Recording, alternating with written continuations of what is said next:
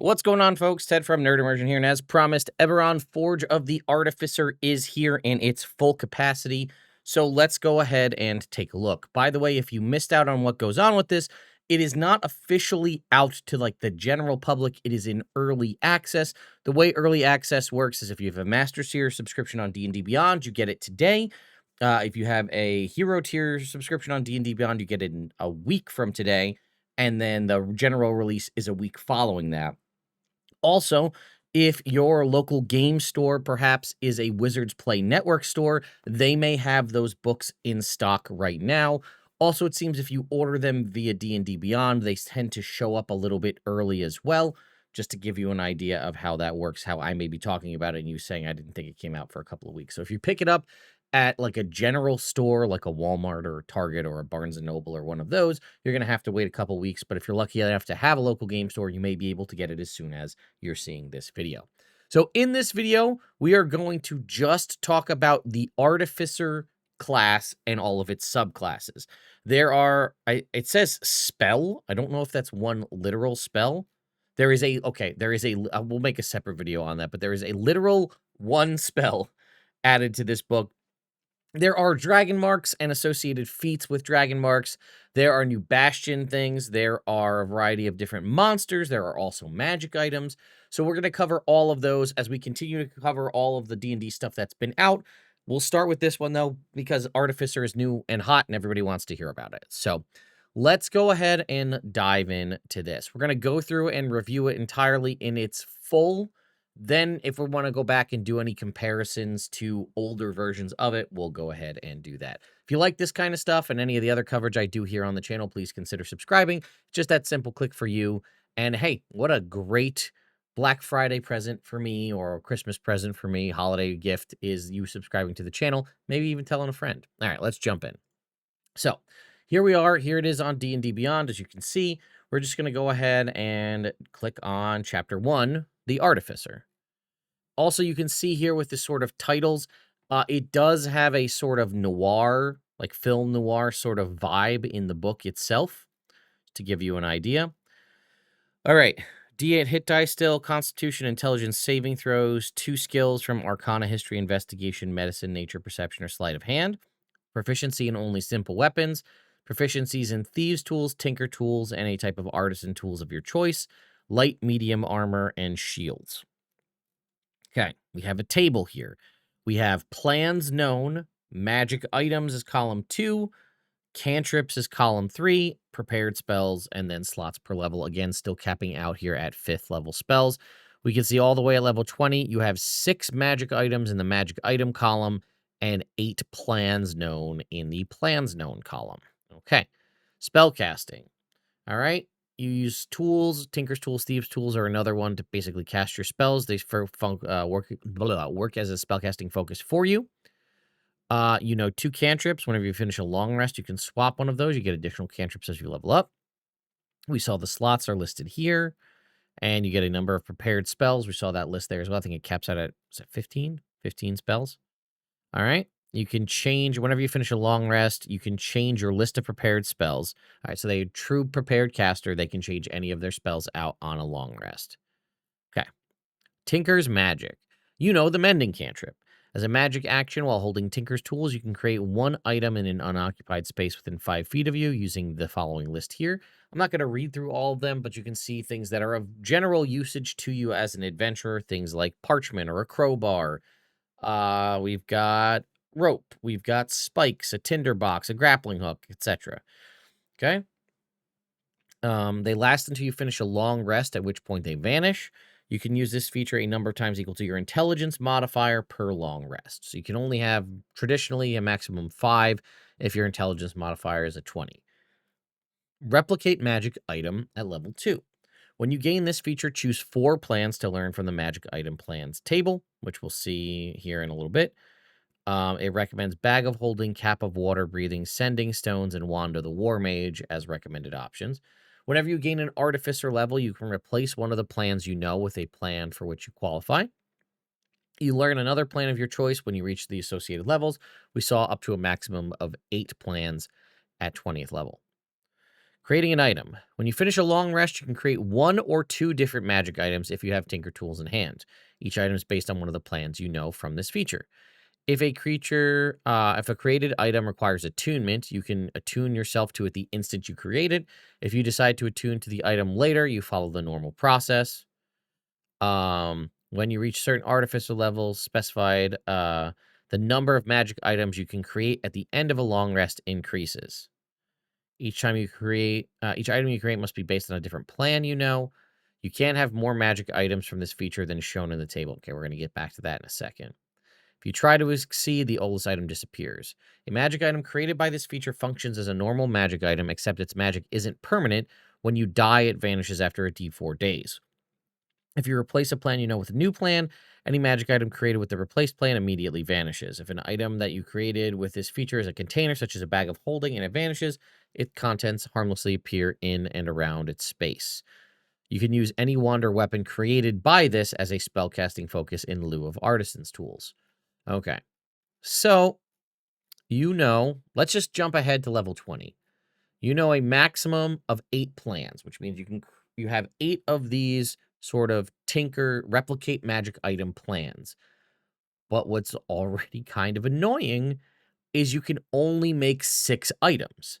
I can know how to make 8, but I can only ever have 6. Because that's what that comes down to, right? The number of items you can choose to create are here in the plans known column. But the number of magic items you're able to create actually, so this is the recipes you have essentially in this column. The number you can actually create is in this column. So even though you can learn how to make 4 different magic items at level 2, you can only make 2. I don't know why it doesn't equalize out and become like, I know how to make 8 magic items, so I made 8 magic items. You'll never have that as an option, unless the subclasses change that. But on face value, I already don't like that because, like, I don't know. I guess maybe you'd have these other 2 as like utility backups that you'd ditch one of the ones you have to create a new one, perhaps, I guess. Yeah, we learned about the plans, right? Yeah, replace one with plans. You learn a different plan. When you choose a plan to learn, you can choose it from any of the magic item plans you qualify for. When you finish a long rest, you can create up to 2 items off of your list of plans. So immediately create them. And if they require attunement, immediately attune to them, which is nice. That is something good about it. You can never make more than 2 per long rest, but that's fine. I also feel like this is something that's probably not here, but this also feels like a thing that at higher level, you should be able to make these things on a short rest, given that you're an artificer.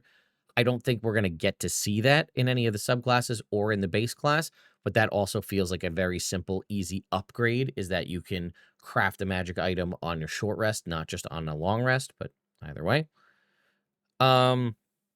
But yeah, you can't have more magic items than the number shown in the column. So it's not even like you could make more, 8, and you could give some to anybody else. You're hard limited at that number, regardless of if you're using them or a friend is. All right, here are the plans. And they also list out and tell you whether they're attunement or not, which is nice. So these are the ones you can learn at level 2.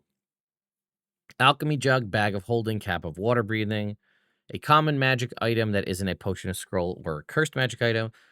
Goggles of Night. Anything with the little plus are in this book. So some of these we won't truly know the power of them till we do the magic item coverage here. But Manifold Tool, Repeating Shot, Returning Weapon, Rope of Climbing, Sending Stones, Shield +1, Wand of Magic Detection, Wand of Secrets, Wand of the War Mage +1, Weapon +1, Wraps of Unarmed Power +1.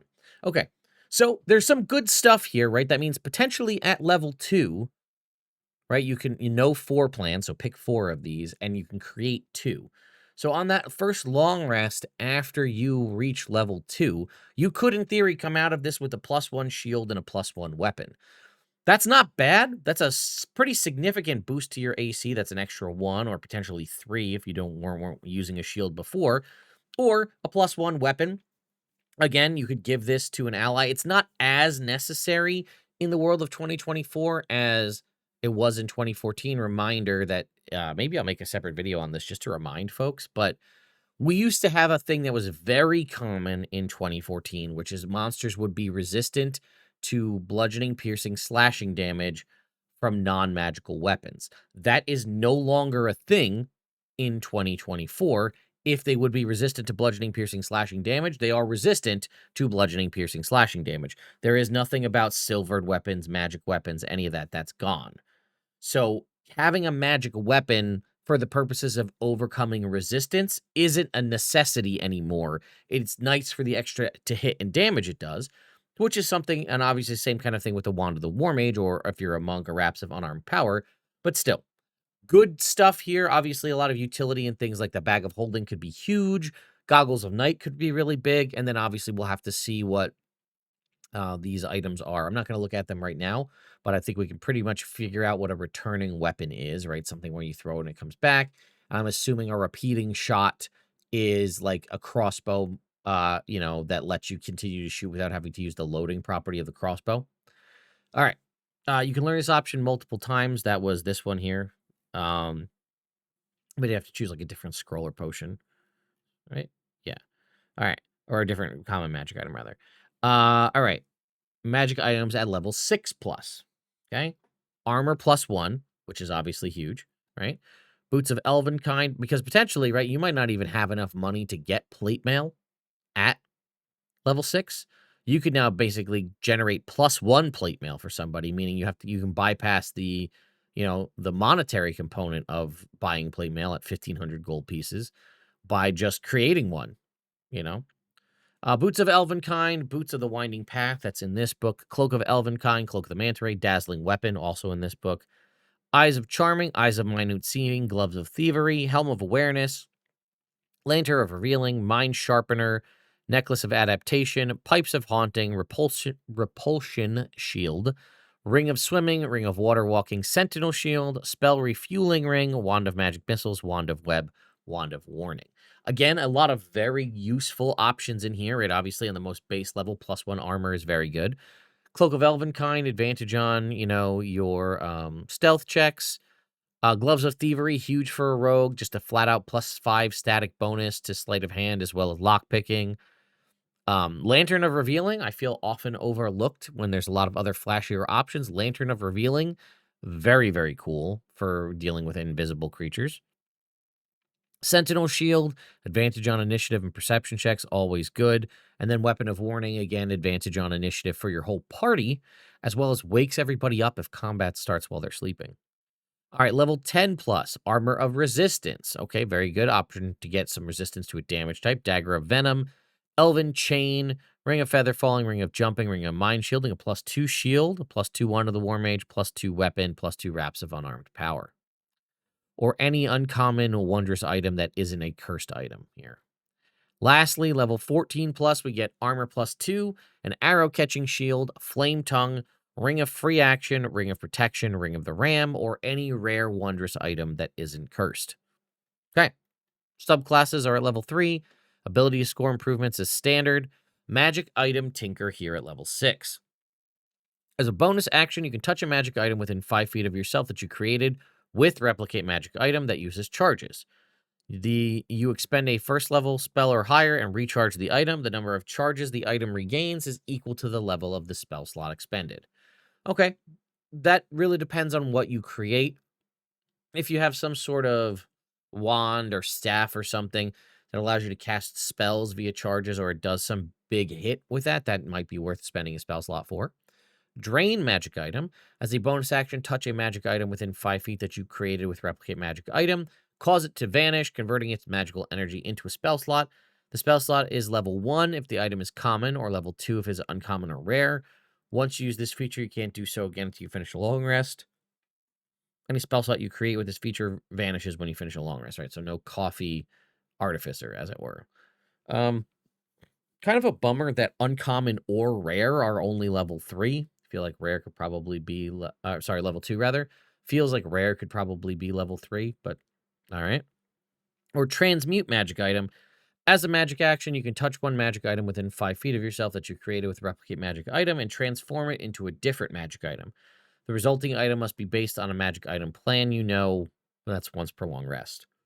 That's the only reason I guess you'd want to have more plans than items you could create, Because if you had stuff that you think you might need, then you could at least at level 6 use transmute magic item to swap that item to something more useful, right? Maybe you had a armor of resistance to fire, and now you're dealing with things that are only dealing cold damage. You could switch that armor of resistance, let's say, or something along those lines. But change the type of weapon. Maybe somebody in the party leveled up or something, and now they're using a different weapon. So you could change their +1, great sword to a +1 great axe or whatever it might be. All right. Flash of Genius. I was talking about it yesterday. I can't believe that Flash of Genius is a level 7 ability. This feels like this should be a level 1 ability to me, personally. When you touch a creature you can see within 30 feet of you, when a creature you can see within 30 feet of you fails an ability check or saving throw, you can take a reaction to add a bonus to the roll, potentially causing it to succeed. The bonus equals your intelligence modifier. You get this reaction intelligence modifier times per long rest. This should be level 1. That's my hot take. Because all you get at level 1 as an Artificer is their spell casting, which is not a small thing, let's be honest. But you get the ability to cast spells, and you get the ability to make mundane magic items that disappear on a long rest as an action. How do we think that that's a good first level feature? Maybe I'm wrong. You tell me. But how often do you find yourself in a D&D campaign, whether you start at level 1 or whatever it might be, where you're like, hey, you know what would really bail us out of this? A piece of mundane gear, like a set of, like a hunting trap or a bottle or a blanket or a bucket, right? Sometimes maybe, but not enough to have your entire first level ability be make a bucket, right? Like that's not great. That doesn't feel good. So I would say you could keep Tinker's Magic at level 1. I think that's fine. It's a good, almost ribbon-like ability, but you put Flash of Genius at level 1. That makes sense to me. Flash of Genius is a level 1 ability, and then honestly, level 7, if you really want to keep this structure, level 7 is Flash of Genius improved. It now all comes back on a short rest. That's what I would do. It basically functions like Bardic Inspiration. Except, unlike Bardic Inspiration, it's a reaction as opposed to a bonus action to give it out to somebody. It's a reaction when it's needed. That's fix number 1 for me, for Artificers. You do that, no problem, right? That's easy. You do that. Level 10, Magic Item Adept. You can now attune to 4 magic items at once. Fine, right? Spell Storing Item at level 11. Whenever you finish a long rest, you can touch one simple or martial weapon or one item that you can use as a spellcasting focus, and you can store a spell in it, choosing a level 1, 2, or 3 Artificer spell that has a casting time of an action and doesn't require a material component that is consumed by the spell. While holding the object, a creature can take a magic action to produce the spell's effect from it using your spellcasting ability modifier. If the spell requires concentration, that creature must concentrate on it. Once a creature has used the object to produce the spell's effect, the object can't be used again that way until the start of the creature's next turn. The spell stays in the object until it's been used a number of times equal to twice your intelligence modifier, or until you use this feature again to store a spell in an object. Okay, so you can't do multiples from the looks of it. You can make one spell storing item, is what I'm understanding. So pick a simpler martial weapon or an item that you're able to use as a spellcasting focus. Pick a level 1, 2, or 3 Artificer spell. Okay, so we don't know what the spell list looks like yet either, so we'll confirm that in a minute here. Or it might have been up under, it's coming up, so we don't know yet. So pick one, level 1, 2, or 3, which again, doesn't sound like a lot at level 11. Remember, Artificers only ever get to level 5 spells, so that's like half of their kit, essentially. While holding the item, because it also has to be a magic action spell, so unfortunately, you're not giving anybody Misty Step, you're not giving anybody Hellish Rebuke or anything. You're only allowed to do action spells. But while holding it, a creature can take the magic action to cast from it. Now, this has obviously a ton of utility. It uses the Artificer spellcasting ability modifier. So you could be using this to do something like give somebody healing who doesn't normally have access to healing. Give the wizard healing, give the barbarian healing. I don't know, the rogue, whatever. If it requires concentration, they need to concentrate on it, sure. Once a creature has used the object to produce the spell's effect, the object can't be used this way again until the start of the creature's next turn. So, I guess if you had action surge, because I guess the trick is you're not, or something, right? You can't use it as a, well, you can't use it as a reaction anyway. So I don't know why that qualifier is there, but basically you can only use it once a turn. Sure. The spell stays in the object until it's been used a number of times equal to twice your intelligence modifier, which is definitely a nice bonus. So let's say at level 11, your intelligence modifier is a 5 because you have 20 in intelligence. That means you're storing 10 uses in this. And reminder that the spell level doesn't matter in this instance. It could be 10 usages of a third level spell, which is definitely, that feels good. That feels like a good ability. I can give my ally 10, I don't know, cure wounds or healing words or whatever the spell might be. Oh, well, I guess it can't do healing word because it can't be a bonus action, which is also kind of a bummer. But all right. Advanced Artifice at level 14, you can now attune up to 5 magic items at once, and the completely wasted Refreshed Genius, when you finish a short rest, you can regain a 1 usage of Flash of Genius. That's stupid. We need to come up with a new ability to replace Refreshed Genius. Refreshed Genius could be what we call the new level 7 feature. We need something else here for Advanced Artifice. I don't know what it is. Maybe that's where we put the, you can make a magic item on a short rest, actually. That wouldn't be bad, right? So normally, as we said, replicate magic item. Here says when you finish a long rest, you can create 1 or 2 magic items if you have Tinker Tools in hand. Advanced Artifice, when you finish a short rest, you can create 1 or 2 magic items off your magic item, like of which you have plans for. That feels pretty good. I like that change. I'm going to implement that change if you play an Artificer at my table. Congratulations. We figured that out. If you guys have better solutions or ideas, though, leave them in the comments down below. And level 18, you can now attune up to 6 magic items. Hey, we like that. Epic Boon is Epic Boon. And then Soul of Artifice needs a very heavy rework, and I will need to crowdsource this from you guys. We can keep Cheat Death. I don't like it, but we can keep it. If you're reduced to 0 hit points but not killed outright, you can distribute any number of disintegrate rather, any number of uncommon or rare magic items created by your replicate magic item feature. If you do so, your hit points instead change to a number equal to 20 times the number of magic items disintegrated. So you're already destroying your own creations for the purposes of, keeping yourself alive. As an oh shit button, I guess that's fine, but it does feel weird. And then magical guidance. Hey, now at level 20, we're going to give you all of your Flash of Geniuses back on a short rest, but only if you're attuned to at least 1 magic item. So you're not even incentivized to ditch all of your magic items for Cheat Death because you need to have at least 1 to benefit from magical guidance at a point. But remember, you can only create magic items on a long rest. So again, we need some help here. Now, obviously, if we'd made my change earlier about creating magic items on a short rest, that helps make, and that's also a point that I want to make. If we follow what I was saying at level 14, you can create 1 or 2 magic items per short rest. Again, you're still limited by the number of items that you can have created at a time, but it also lessens the impact of Cheat Death in that you are able to do that. Now, maybe the limitation of Advanced Artifice is, after completing a short rest, or when you finish a short rest, you can create 1 or 2 magic items. And maybe that usage of that is once per long rest. So you can't just continually do short rest to just get a ton of magic items back. Maybe it's kind of like a Wizard's Arcane Recovery, where like once per long rest, you can make 2 magic items on a short rest. That might not be bad. And that also, again, helps to lessen the impact of Cheat Death if you need to use it. But magical guidance is just absolute trash. What a bad feature for level 20. I do not like that at all. Make that very known. So I recommend we do the couple of changes that I mentioned. You put Flash of Genius at level 1.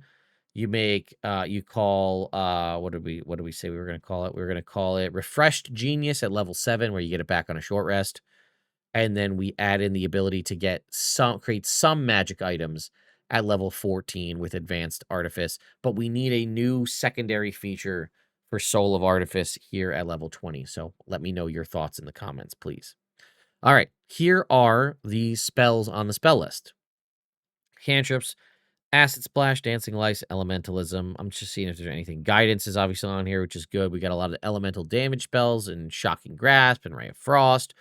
Spare the Dying, so a little bit of healing options there as well. Prestidigitation. We have Thorn Whip, Thunderclap, True Strike. A lot of good options there for basically whatever kind of caster you want to play.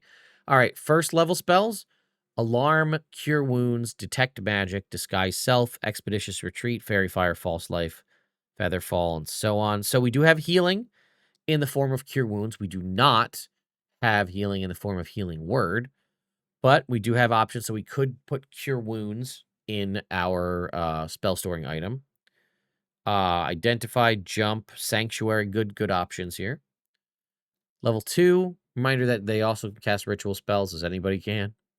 Aid, Alter Self, Arcane Vigor, which is a nice little healing spell that normally is only, I think, sorcerers and wizards, now also artificers, which is good. Continual Flame, Dragon's Breath, Heat Metal, the new spell Homunculus Servant.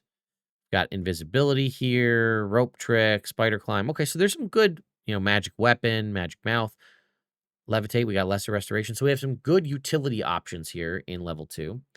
Level 3, we have Blink, Create Food and Water, Dispel Magic, Elemental Weapon, Fly, Glyph of Warding, Haste, Revivify.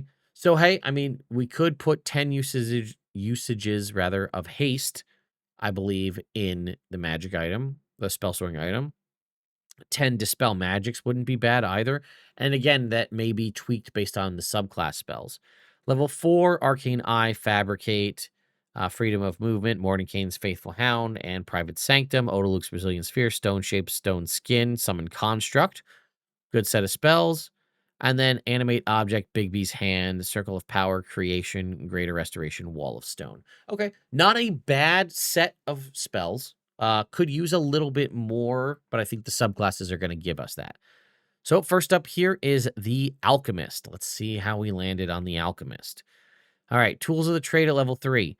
You gain proficiency with Alchemist supplies in the Herbalism kit, or another type if you have one of those. Potion crafting. When you brew a potion using the crafting rules in the Dungeon Master's Guide, the amount of time to craft a potion is halved. All right, so let's go ahead and jump to the Dungeon Master's Guide real quick and go to crafting magic items. All right, so we know that to craft a magic item, it has the time listed here and the cost listed here. Those times are cut in half if it is a consumable, presumably like a potion in this instance, because spell scroll rules are in the player's handbook.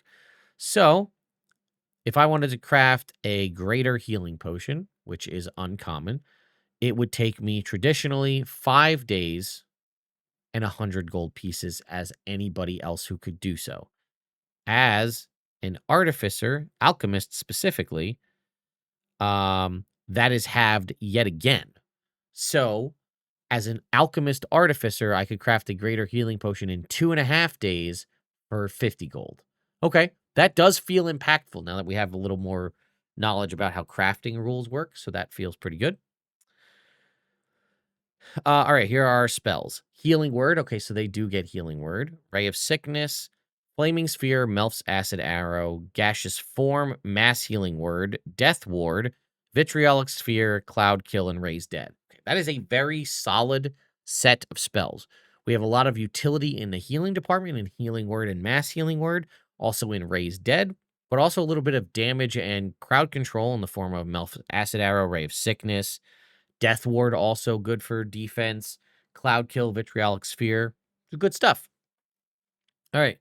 Experimental Elixir. This is kind of your main bread and butter here. Whenever you finish a long rest while holding alchemist supplies, you can use that tool to magically produce 2 elixirs.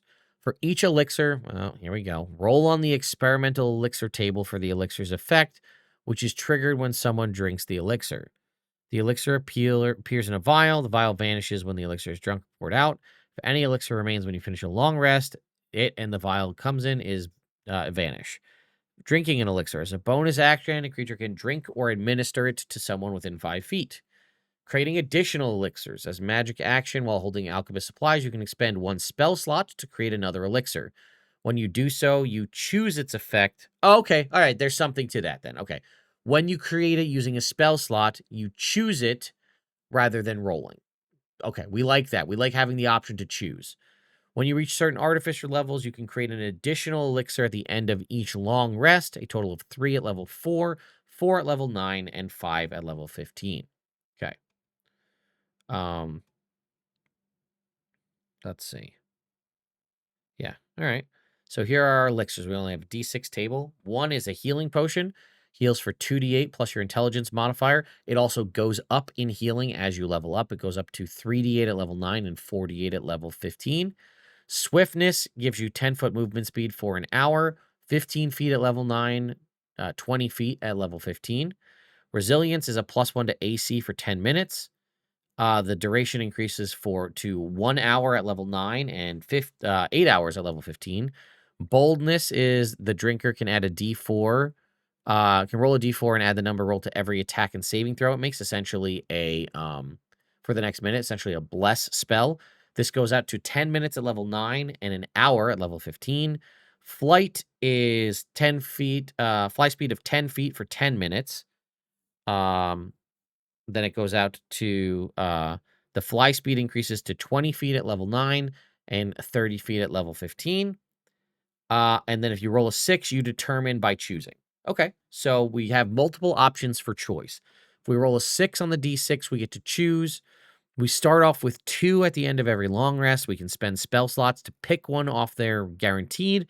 And then at higher levels, at level 15, when we finish a long rest, we're actually generating 5 rolls on this table.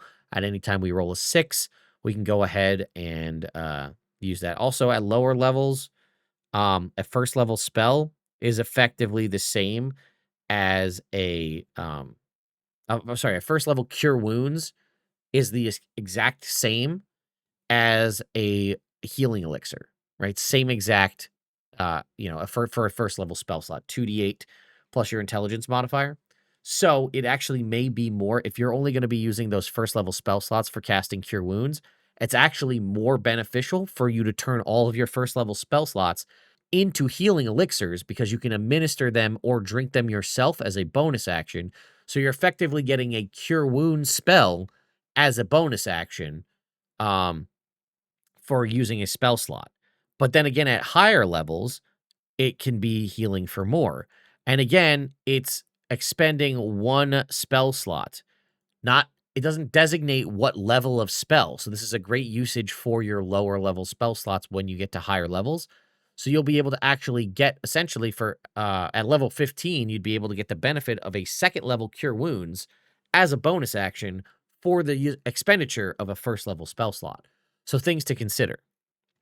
All right, Alchemical Savant at level 5. Whenever you cast a spell using your Alchemist supplies as a spellcasting focus, you gain bonus to 1 roll. If it restores hit points or deals acid, fire, or poison damage, you increase that by your intelligence modifier. Let's see. Cast a spell. That's the only difference there is if you were to cast a Cure Wounds spell, after you hit level 5, you'd also be adding your intelligence modifier to that again. Whereas previously with the elixir method we talked about, you would only add it the one time because this doesn't count as a spell. At level 9, you get restorative reagents. You can cast Lesser Restoration without expending a spell slot and without preparing the spell. Provided you use Alchemist supplies as the spellcasting focus, you can do this a number of times equal to your intelligence modifier. Okay, well, Lesser Restoration is a bonus action now, so consider that. And you can now do it up to your intelligence modifier times per long rest without expending a spell slot. That's potentially, again, as we've talked about, with a 20 intelligence score, 5 free lesser restorations, which is pretty nice. All right, Chemical Mastery here is your final capstone here, level 15. When you cast an Artificer spell that deals acid, fire, or poison damage, you can also deal 2d8 force damage to that target once per turn. You gain resistance to acid and poison damage and immunity to the poisoned condition. And Conjured Cauldron, you can cast Tasha's Bubbling Cauldron without expending a spell slot, without preparing the spell, and without providing material components, provided you use alchemical supplies as your spellcasting focus once per long rest. Now, Tasha's Bubbling Cauldron, I don't think was a particularly impressive spell, but we'll go ahead and look. Conjure a Claw-Footed Cauldron.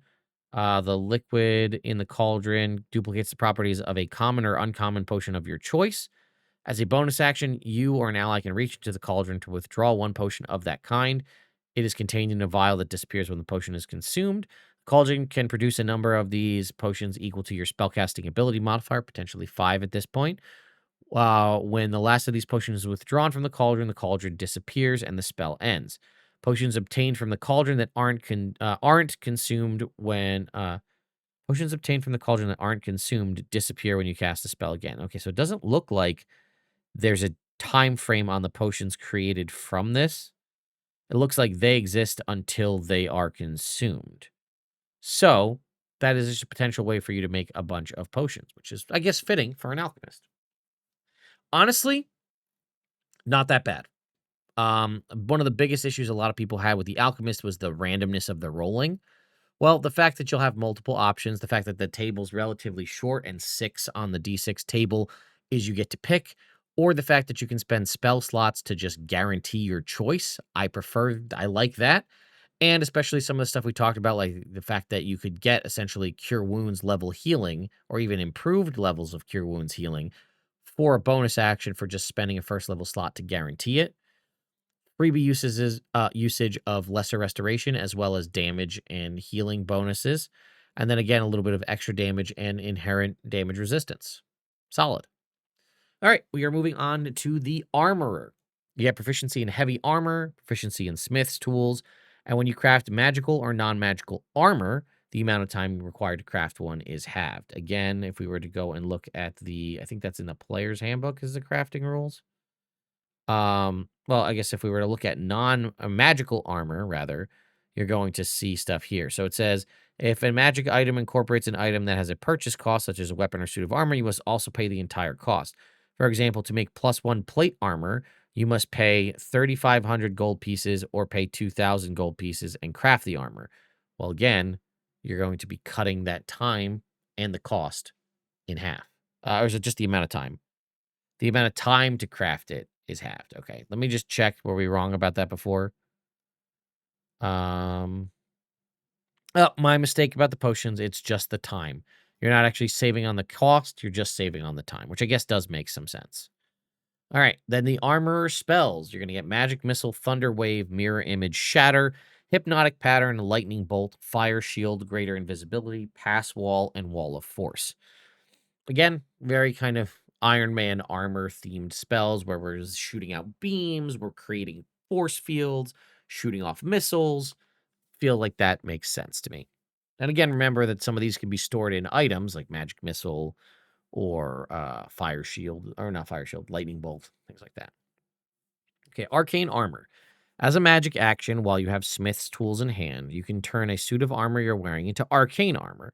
The armor continues to be arcane armor until you don another suit of armor or you die. You get the following benefits while wearing it. If the armor normally has a strength requirement, it lacks that requirement. You can doff or don the armor as a utilize action. That's essentially an action on your turn. It can't be removed against your will, and it counts as a spellcasting focus for you. Additionally, we have Armor Model. You can customize it. You can choose one of the following 3 models: Dreadnought, Guardian, or Infiltrator. Each model has a special attack. When you use it, you can either use your Intelligence modifier or Strength or Dex, your choice. You can change the model whenever you finish a short or long rest and you have Smith's tools. Dreadnought. This is a towering juggernaut in battle. It has the following features. Force Demolisher. An arcane wrecking ball or sledgehammer projects from your armor. The Demolisher counts as a simple melee weapon with the reach property and deals a d10 force damage on a hit. If you hit a creature that is at least one size smaller than you with a Demolisher, you can push it up to 10 feet straight away from you or pull it 10 feet towards you. It also has Giant Stature. As a bonus action, you can transform and enlarge the armor for a minute. For the duration, your reach increases by 5 feet, and if you are smaller than large, you become large, along with anything you are carrying, anything you're wearing. If there isn't enough room, the size doesn't change. You can use this transformation bonus action, Intelligence modifier times per long rest. Again, you being able to increase to large size also plays into the ability for the Force Demolisher to push or pull you. Guardian. This is sort of your frontline tank armor. You can discharge concussive blasts with strikes from your armor. The pulse counts as a simple melee weapon, deals a d8 thunder damage on a hit. On a hit, a creature hit by the pulse has disadvantage on attack rolls against targets other than you until the start of your next turn. And defensive field, when bloodied, you can take a bonus action to gain temporary hit points equal to your Artificer level. That's not that great, but that's okay. That's something. This is also triggered when you're bloodied. Also, you shouldn't, my opinion, you shouldn't have to take a bonus action. When you are bloodied, you gain temporary hit points equal to your Artificer level. That's how it should be. I don't, because I feel like this is like the suit doing the thing. To me, it feels like it shouldn't require action economy, especially because it's not a ton of temporary hit points. But this also is basically, we notice they're basically factoring in weapon mastery properties. Like this is either giving you the push ability, or we don't have a weapon mastery that's for pulling, but it gives you that as well. And then here we have essentially almost like a situational sap here, that it's only against you, but either way. And then the Infiltrator, this is your stealth-like one. A gem-like node appears on your armor. I think this is also the range one, from which you can shoot bolts of lightning. Yeah, there we go. The launcher counts as a simple ranged weapon with a normal range of 90 feet and a long range of 300 feet, and it deals a d6 lightning damage on a hit. Once on each of your turns, when you hit a creature with the launcher, you can deal an extra d6 lightning damage to the target. Your movement speed increases by 5 feet, and you have advantage on stealth checks. If the armor imposes disadvantage on stealth checks, the advantage and disadvantage cancel each other as normal. Okay, so there you go. You can attack twice at level 5 instead of once. Level 9, improved armor. You learn an additional plan for your replicate magic item feature, and it must be in the armor category. If you replace that plan, you must replace it with another armor plan. In addition, you can create an additional item with that feature, and it must also be in the armor category. Improved arsenal. You gain a +1 bonus to attack and damage rolls made with special weapons of your arcane armor model. Okay, so we're giving you an additional plan beyond the normal list of plans in the table. You also can create one additional magic item beyond that. So that would be 9 plans at level 20 and 7 items created at level 20. But the new item that you create must be in the armor category, which makes sense. You're an armorer. And then separate from all of that, you get a +1 to attack and damage rolls using your arcane armor abilities up here. Then lastly, at level 15, we get perfected armor. All your armor gets a little bit of a boost. For the Dreadnought, the damage die of your Force Demolisher increases to 2d6. This is not, it's already a d10. So you're going from a d10 to 2d6. So I guess damage floor has increased by 1, and damage ceilings increased by a potential 2, but either way. In addition, when you use your giant stature, your reach increases by 10 feet. Your size can go from large to huge, and you have advantage on strength checks and strength saving throws. Okay, that feels pretty good. Being able to get yourself even bigger is good, and the extended reach is nice. Guardian, the damage die of your Thunder Pulse increases to a d10. Again, this is up from a d8, so not a huge increase. In addition, when a huge or smaller creature you can see ends its turn within 30 feet of you, you can take a reaction to magically force that creature to make a strength save. On a failure, you pull the creature up to 25 feet towards you to an unoccupied space. If you pull the target to a space within 5 feet of you, you can make a melee weapon attack against it as part of this reaction. And you can do this reaction intelligence modifier times per long rest.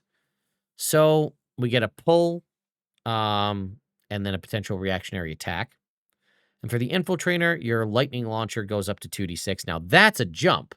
That's from a d6 to 2d6. That's rather than a d10 to 2d6. Any creature that takes lightning damage from your lightning launcher glimmers with magical light. Has disadvantage on attack rolls against you as the light jolts it. As the light jolts it if it attacks you. So this firing off with the Infiltrator makes it so that they have disadvantage on attack rolls against you. Additionally, as a bonus action, you can gain a fly speed equal to twice your speed until the end of the current turn. You can take this bonus action a number of times equal to your intelligence modifier and gain all expended uses when you finish a long rest. Okay. You should just make it double the dice, right?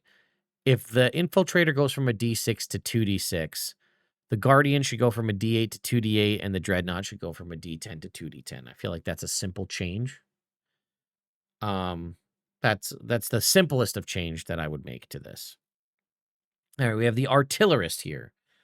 You gain proficiency with martial ranged weapons. Remember that Artificers do not, as we stand currently, have proficiency with martial weapons. So you get proficiency with all martial ranged weapons.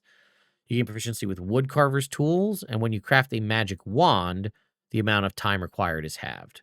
Your spells are Shield, Thunderwave, Scorching Ray, Shatter, Fireball, Wind Wall, Ice Storm, Wall of Fire, Cone of Cold, and Wall of Force. You have some excellent spell choices here for defensive purposes, like Wind Wall and Shield, but you also could be giving out 10 usages of Fireball. With your spell storing item, you also have Wall of Force, which is a great spell as well. Eldritch Cannon at level 3. Using Smith's tools or Woodcarver tools, you can take a magic action to create a small or tiny Eldritch Cannon in an unoccupied space on a horizontal surface within 5 feet of yourself. The cannon's game statistics appear below. You determine its appearance, whether you carry it or not, and your choice of legs, wheels, or the latter. It disappears if it's reduced to 0 hit points or after 1 hour. You may dismiss it early as a magic action. Once you create it, you can't do so again until you finish a long rest unless you expend a spell slot to make one. You can only have one cannon at a time, and you can't create one if you already have one. Here is its stat block. It is AC 18. Its hit points are 5 times your Artificer level. Casting Mending on it restores 2d6 hit points to it. It is immune to psychic and poison damage. And then it has the ability here, Activate Cannon. Requires you to be within 60 feet of it. As a bonus action, you order the cannon to use the Flamethrower, Force Ballista, or Projector option. You can direct the cannon to move up to 15 feet before or after said option. Flamethrower, it launches a 15-foot cone. Creatures in that area makes a dex save or take 2d8 fire damage. Half on a success. Flammable objects are caught on fire. Force Ballista, make a ranged spell attack against an object or creature within 120 feet. If it hits, they take 2d8 force damage. And if it's a creature, they're pushed 5 feet away from the cannon. Protector, it emits a burst of positive energy. Each creature of your choice within 10 feet of it gets temporary hit points equal to a d8 plus your intelligence modifier. At level 5, you get Arcane Firearm. When you finish a long rest, you can use Woodcarver's tools to carve special sigils into a rod, staff, wand, or martial weapon, and thereby turn it into an arcane firearm. The sigils disappear from the object if you carve them on a different item. You can use your arcane firearm as a spellcasting focus for your Artificer spells. When you cast an Artifice spell through the firearm, roll a d8 and you gain a bonus to one of the spell's damage rolls equal to the number rolled. So there's a lot of flavor to just say your damage spells deal an extra d8 damage. Okay. Explosive Cannon at level 9. Every Eldritch Cannon you create is now more destructive. When your cannon takes damage, you can take a reaction to command the cannon to detonate if you're within 60 feet of it.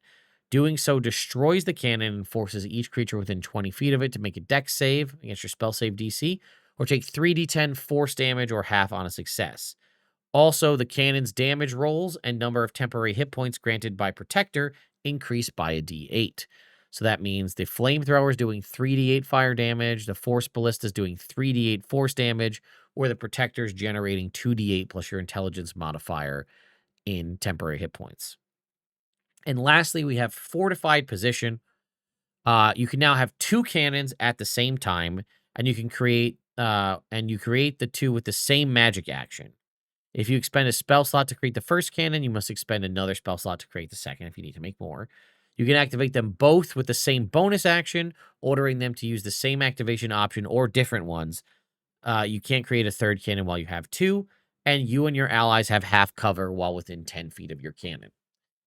Pretty solid. The cannons got a decent little bump to them overall. By the time you're level 15, you have 2 cannons. They're radiating +2 AC. You can have them, if you want, you can make them explode. That could be 60-10 force damage, if you wanted to have that happen. Plus, the Force Ballista can be slinging 3d8 damage, and that's on a bonus action. And at level 15, you can be doing that twice. Those are each attack rolls. Those each have the chance to crit. You could be pulsing temporary hit points to your allies, but also just passively radiating +2 to AC and dexterity saving throws in the half cover, or AoE damage in the fire cone. I would love to have seen the cone get an increase in its range from 15 feet, but other than that, pretty solid, and your spell options are very, very strong. All right, next up is the Battlesmith. Proficiency in Smith's tools. When you craft a magical or non-magical weapon, the time to craft is halved. Your spells are Heroism, Shield, Shining Smite, Warding Bond, Aura of Vitality, Conjure Barrage, Aura of Purity, Fire Shield, Banishing Smite, and Mass Cure Wounds. Okay, so you do have some good options here in both utility and damage. When you take the attack action with a weapon, you can use intelligence instead of strength or damage or strength or dexterity. You also get proficiency with all martial weapons, all of them, not just ranged like the Artillerist, all of them. And they can be used as your spellcasting focus. You also get the Steel Defender. That's kind of your whole thing, is you get your little pet. You determine whether it has 2 legs or 4. It is friendly to you and your allies, and it obeys you. It vanishes if you die. In combat, it acts during your turn. It can move and take its reaction on its own, but the only action it takes is the dodge action unless you take a bonus action to command it to do something. If the defender has died within the last hour, you can take a magic action to touch it and expend a spell slot. The defender returns to life after 1 minute with all its hit points restored. Whenever you finish a long rest, you can create a new one if you have Smith's tools in hand. If you already have one, the first one vanishes. All right, its AC is 12 plus your intelligence modifier. Its HP is 5 times your artificer level. It has a 40-foot movement speed. It is immune to poison, charmed, exhausted in the poison condition. Dark vision out to 60 feet. It adds your proficiency bonus to any ability check or saving throw it makes. So consider that. This is not added in here to these saving throws. So add that in. And its actions are Force-Empowered Rend. Make melee attack roll. Bonus is equal to your spellcasting attack modifier. It does a D8 plus 2 plus your intelligence modifier in force damage. Repair 3 times per day as an action. The defender or one construct or object within 5 feet of it regains 2d8 hit points plus your intelligence modifier. And reactions, deflect attack. A creature the defender can see within 5 feet of it makes an attack roll against a creature other than the defender. The triggering creature makes the attack roll. Oh, that's the trigger. If then you can force them to basically make it with disadvantage. If that happens. And that's an unlimited reaction. The repair is 3 times per day. But there you go. Extra attack at level 5. You can attack twice instead of once when you take the attack action on your turn. You can also forego one of your attacks when you take the attack action to command your Steel Defender to take the Force-Empowered Rend action. I don't think it does. It does a D8 plus 2 plus your intelligence modifier. I would say save it to do your bonus action to have it do that, to do that damage. I don't really see an opportunity where that makes a lot of sense for you to spend one of your attacks to have it attack, but who knows? Arcane Jolt at level 9. When either you hit a target with an attack roll using a magic weapon or your Steel Defender hits a target, you can channel magical energy through the strike to create one of the following effects. The target takes an extra 2d6 force damage. Choose one creature or object you can see within 30 feet of the target. Healing energy flows into the recipient, restoring 2d6 hit points to it. You can use this a number of times equal to your intelligence modifier per long rest, but you can do so no more than once per turn. And lastly, Improved Defender. The extra damage and healing of your Arcane Jolt increases to 4d6. So currently, Arcane Jolt is... Where is it? Oh, okay. It was 2d6 here. Now that's jumping up to 4d6. Whenever your Steel Defender uses its deflect attack, the attacker takes force damage equal to a d4 plus your intelligence modifier. So if it's out here using its reaction to impose disadvantage, the attacker will also take a little bit of force damage. Maybe the opportunity... Well, the thing is, Arcane Jolt is only usable once per turn. So I was going to say maybe that was the reason why you'd want to forgo one of your attacks, because the Arcane Jolt would empower Force-Empowered Rend to do more damage. But you can only use the extra damage from Arcane Jolt once per turn, which means that it doesn't really benefit you to do it as a bonus action and then also as an action on your turn. All right, and lastly, the Cartographer. This is the new one for this book. You gain proficiency with calligrapher supplies and cartography tools, or a different one if you already have it. When you scribe a spell scroll using the crafting rules in the player's handbook, the amount of time to craft it is halved. Go ahead and just pull that up real quick. Crafting equipment. So for a here's the spell scrolls, right? So, a day for level 1, 3 days for level 2, you'll be able to cut that time in half.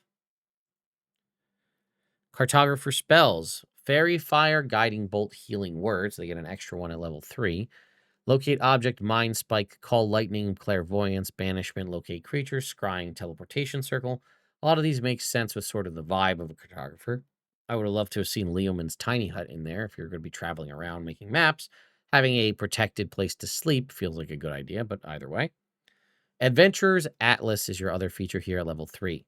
Whenever you finish a long rest while holding Cartographer's tools, you can use that tool to create a set of magical maps by touching at least 2 creatures, one of whom can be yourself, up to a maximum number of creatures equal to 1 plus your intelligence modifier. Each target receives a magical map, which constantly updates to show the relative position of all the map holders but is illegible to all others. The map lasts until you die or until you use this feature again, at which point any existing maps created by this feature immediately vanish. So essentially Marauder's map, but just for you and your party. While carrying the map, a target gains the following benefits: a d4 bonus to their initiative rolls, and positioning. The target knows the location of all other map holders that are on the same plane of existence as itself. When casting a spell or creating another effect that requires being able to see the effect's target, a map holder can target another map holder regardless of sight or cover, so long as the map holder is within the effect's range. Okay, now we're talking. So, you do this at the start of the day, presumably, or early on, so that everybody has one of these maps. Now, you can cast spells on anybody within with the spell's range, as long as they have their map. So, no longer like, I don't need to be able to see you to heal you. You could be invisible and I can heal you. All these other kind of things, which is very cool. And then that's not even it. There's more at level 3. You get Tools of the Trade, Cartographer spells, Adventurer's Atlas, and then also mapping magic. A whole other thing on top of that. It's a lot of features here for level 3. Illuminated Cartography. You can cast Fairy Fire without expending a spell slot, outlining the affected creatures as if in ink. When you do, you can do so a number of times equal to your intelligence modifier per long rest, so that's for free Fairy Fire. Portal Jump. On your turn, you can spend an amount of movement equal to half your speed, rounded down, to teleport to an unoccupied space you can see within 10 feet of yourself or within 5 feet of a creature that is within 30 feet of you and holding one of your Adventure's Atlas maps. You can't benefit from this if your speed is 0. These don't make any sense. You could have just not included, like, I mean, this is a lot at level 3, and I'm not upset that it has more utility, like in the free Fairy Fire and the small limited teleportation, but it just doesn't feel like it fits. Like in a weird way, you probably could have just cut this entire level 3 feature and things are still pretty solid, but either way.